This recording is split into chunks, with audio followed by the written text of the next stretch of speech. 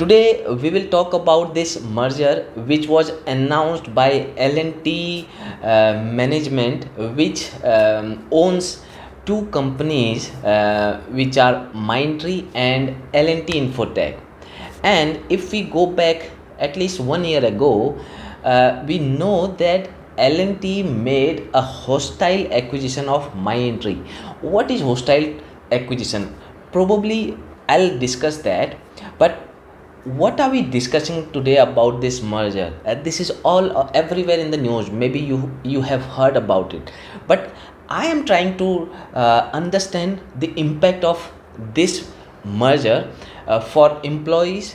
For investors, everybody know, okay, and investors are smart. They know how these things will pan out, but for employees and other stakeholders within the company, it is important discussion, and I am going to track that. But let's understand where this story began. So this story began somewhere around 2019, or maybe little earlier than that. If you recall, Mr. V. Siddhartha, probably the Coffee Cafe Day CCD chairman at that time, or CCD co-founder or founder, he held a stake of 20% in Mindtree, if you recall that. Okay, and how did he hold that stake in Mindtree? Because when Mindtree was founded around in 2000, the founders approached Mr. Siddhartha for funding, and he supported that process. So he held about 20% stake in company till 2018-19. But what happened over the period of time, CCD business and his other ventures, right? He's no more now, but he was a visionary. So when he started this CCD, and after that gradually the expansion and the other related expenses started, growing rapidly, and to fund that he had to acquire a lot of debt, and the debt became unsustainable over the period of time. So somewhere around 2018 he reached out to the L&T management, okay, for a 20% stake in Mindtree. Okay, so he sold his 20% stake to L&T group around 2018-19. So the story takes a huge turn at that moment for Mindtree. If you remember, Mindtree has been able to gain the market share and has been able to grow. In fact, it is one of the finest name in India's middle level IT companies. Okay, mid-level IT companies. What happened is 20% stake sale happened to L&T group, and L&T group already had a venture called LTI, which is L&T Infotech. So obviously anybody who holds 20% stake, they also want to run daily business of the company, and there the whole thing started. Because the co-founders of Mindtree at that moment of time held only 13% stake, and they were running company, while the group who was holding 20% stake was just without any controlling stake there, without any decision making. So what happens when you get a majority stake or a very large stake in a company? You get your seat in the board. Okay, so you appoint somebody in the board to start influencing the decision. But somehow if things are still not going by your way, what you want to acquire the controlling stake of the company. So when you want to acquire, you need at least to pursue that process, you need to have at least 25% stake. So L&T group started poaching the other shareholders. They decided to raise their stake in the company, and by the time around 2019 they reached about 61% in the company. And then they have no choice. That means the current management, led by co-founders of Mindtree, had no choice but to leave the whole project at that place. Now, because L&T group has two companies which are identical, same size, almost similar size, it is evident, or it was evident, that they will pursue merger of both entities.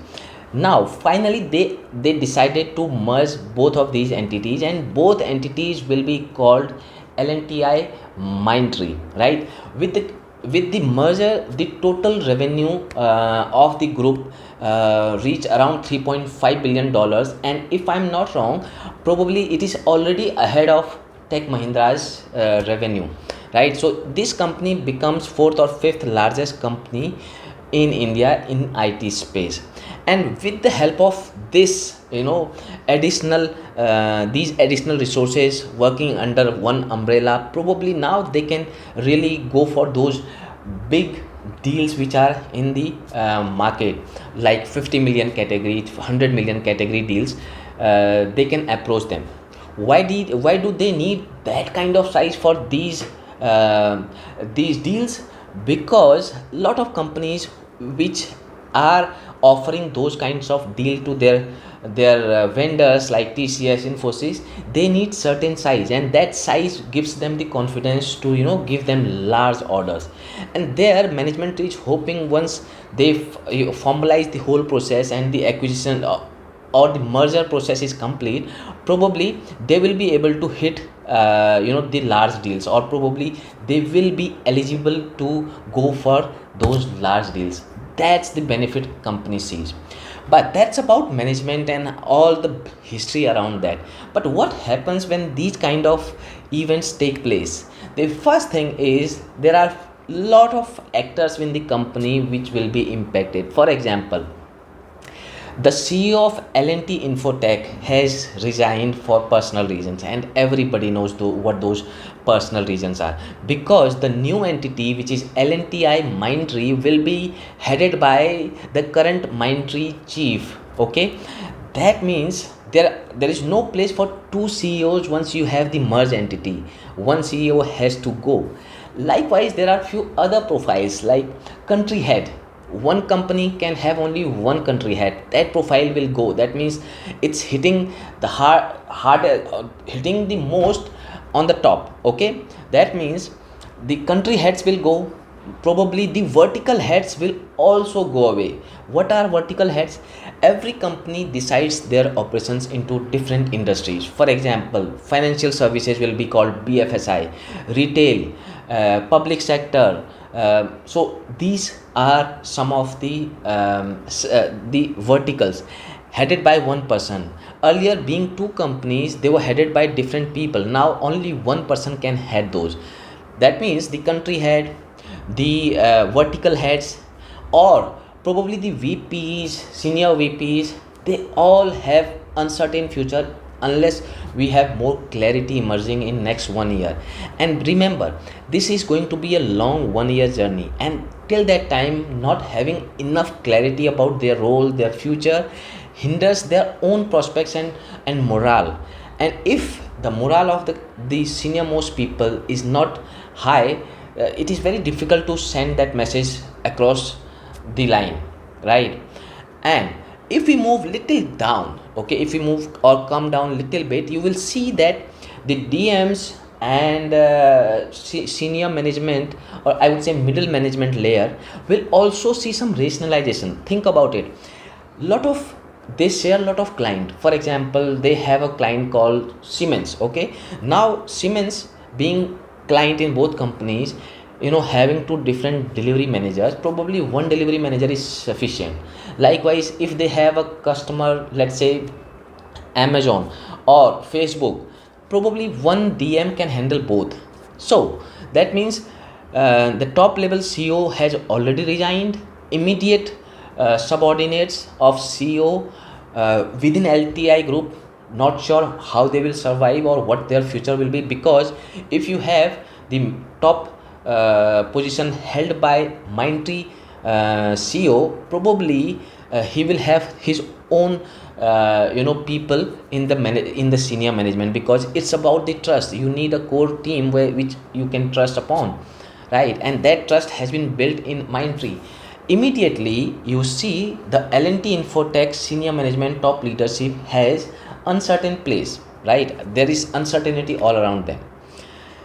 So we went down to about middle management, where the DMs are working for customers. Probably they will try to acquire, or more customers will be assigned to these DMs. So probably some of the rationalization will take place at that layer. Okay, this is about the middle layer, who are not impacted.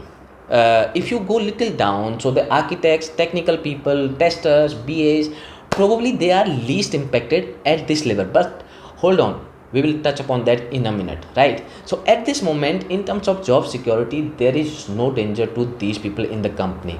But there are other side of the people, right? The people who are providing support. Think of them. Who are the support guys in an IT company? There are many people. For example, the HR department. Okay, HR department is a support function. Payroll department is a support function. Your finance department, your asset team, your IT help desk team, all are these support departments. So these departments will become redundant. Two companies cannot have two different teams managing them. So this will be rationalized. Again, we don't know which team will work. LNTI's payroll team will work, or finance team, or HR team will stay there, or the other side of it, which is Mindtree. So there is bit of uncertainty there. Okay, that's going to happen.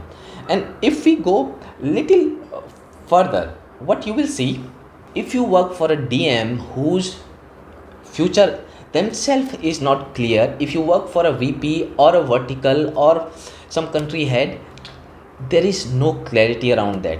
Okay, so there is bit of uncertainty, and because of their uncertainty, people, technical people themselves will find them in a very strange place, because nobody will have the decision making power until the new structure comes in place.